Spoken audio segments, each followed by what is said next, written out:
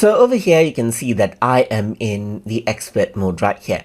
If I were to go around onto quick mode right here, just like this, then you can see that the number of tools on the toolbar actually decreases right here. So you can see that there is less right here. The smiley face is not here anymore. In the expert mode, you can see the smiley face as well. Similarly, if you were to go around over here under quick view right here, then you'll be able to see a certain number of tools right here. Like let's say, for example, under edit, there are just 5 tools. But if I were to go under expert right here, then you can see that there are more than 5. There are actually 7 tools right here, and then you got the audio section as well.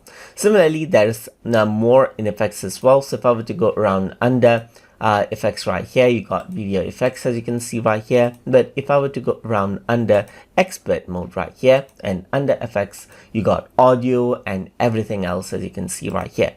So the quick mode is for basic editing, while expert mode is much more detailed right here. You got much more features right here.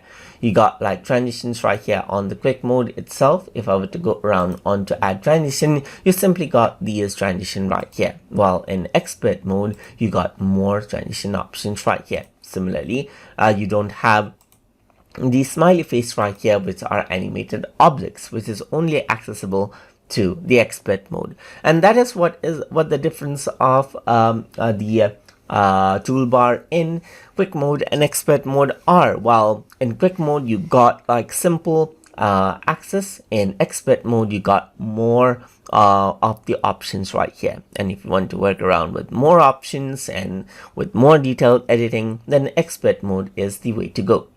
So that is it, and hope you guys learned something as always. And as always, please like, comment, share and subscribe.